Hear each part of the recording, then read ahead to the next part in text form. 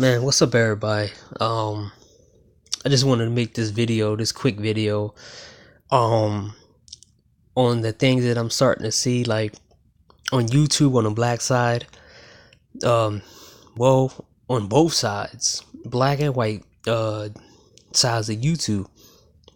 I see now that ever since, MGTOW and red pill philosophy has hit mainstream, we got women trying to capitalize on, taking advantage of men by telling them what they want to hear. We got women panders trying to gain a following based off the fact is they're trying to get men into back on a plantation again.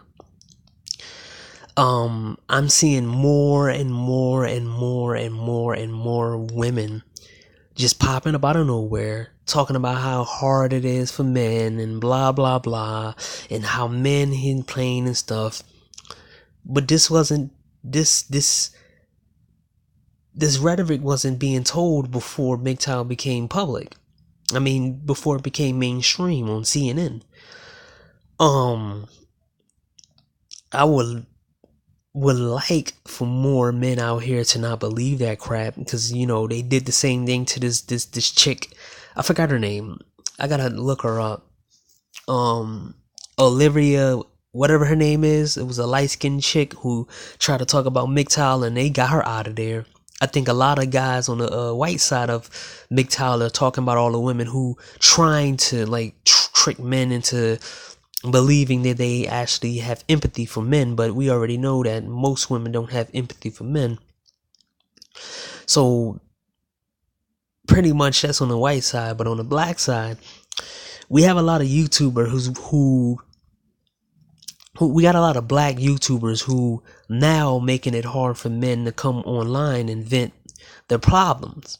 See, what a lot of guys do online, what a lot of guys do when they come online and vent about black women, or go in here and telling their stories, or tell how what they had to go through growing up and doing all this. It was a male dominated space for males to get a break from females. It was not made for women to infiltrate there so they can hear the same bullcrap that they left and they ran from. See, most men gotta deal with black women on a daily basis, and their negativity and their attitude on a daily basis. If you work around them. You have to deal with their attitude. You have to deal with them looking you up and down. If you have flaws, you got to deal with them laughing at you. Then when they try to talk to you, and you don't fit the description that they like or they enjoy to talk to, they call you names. They tell you you're a weirdo. They talk about you. They think they put you down. They do all of that. If you work around them in corporate jobs, you have to suppress what you think of them because they might get you fired. There's a lot of variables when you're a man dealing with black women on a daily basis. And a lot of guys also have girlfriends and wives because they can't be alone. So they're pretending to be red pill because they're blue pill, but they want to change the red pill. But the only way they can be red pill is being temporarily red pill when they're watching red pill content. They can only go on red pill content, and they're looking and saying, these guys are right, these guys are right, these guys are right. And they have to hide watching what other black men say about black women because they don't want to get in trouble. They're living in fear of women. So that shows you automatically that we don't live in no patriarchy. We live in a monarchy. Or let me see. Yeah, that's about right. But no, gynocentric. We live in a gynocentric society. So if you can't say nothing about them to their face and give them criticism to their face, you can't do it on your job, and now you can't do it online. We are right back where we was about 60 years ago, where the only voices that you see in the media is black women talking about black men and calling them names, and everybody thinking we're this type of people. This is all we're gonna hear now, because they're coming into black YouTube and allowing these women to give them a platform. You got guys like Obsidian who trying to do the right thing and everything, and Brian Solange, well, I just discovered him. They're the only two on here, and a couple other guys that I don't care to remember. I mean, I can't remember right now. But the rest of these guys, they're panders for views. I mean, they kiss black women ass, and they're like the kind of dudes that you around that are snakes that'll make fun of you just to impress a chick. So we gotta deal with this crap online, and we gotta deal with this crap offline. So where in the world do we have a space for men now? Because it has to be an alternative, or there has to be a restructure of black YouTube where there's new content, black YouTube creators, and you let the old content creators who pander to women, keep them on that other side. You split it down the middle, and you give a space for the men who don't want to pander to women no more, who don't want to sit here and take women on dates, who don't want to be sitting here kissing no one's ass just to get some used up vagina. So it becomes more that the black side of YouTube is now being just like the black church did, getting money out of, getting money, but instead of getting money, they're getting views, and they're pandering to one particular gender now. So it becomes more of, it's time to suppress, go back to suppressing black men again, suppressing the frustrations that black men have about their position, even if the black men that they consider and always talking about and saying we're not all shit and we don't pay, we not good dads or whatever.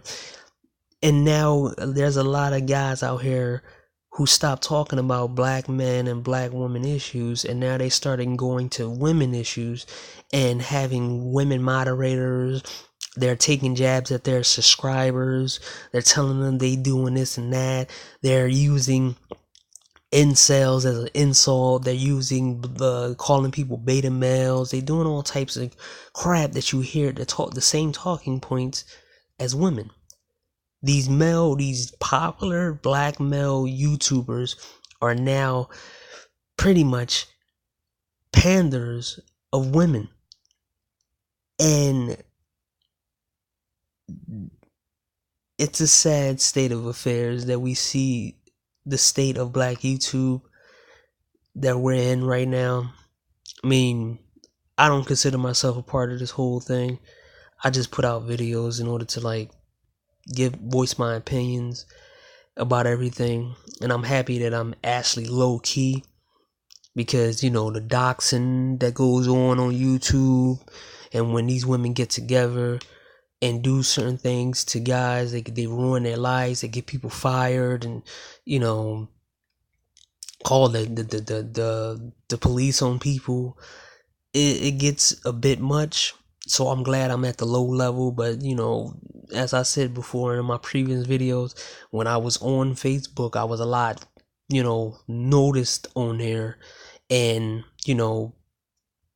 pretty much it was a situation that happened which the feds was involved, which pretty much gave me an ultimatum, and I had to leave Facebook because they was trying to throw stupid crap at me. So I had to leave Facebook, and pretty much had to limit myself on promotion and everything else. But I don't really miss Facebook because it was a boring platform anyway. But it was fun to see examples of different things on there.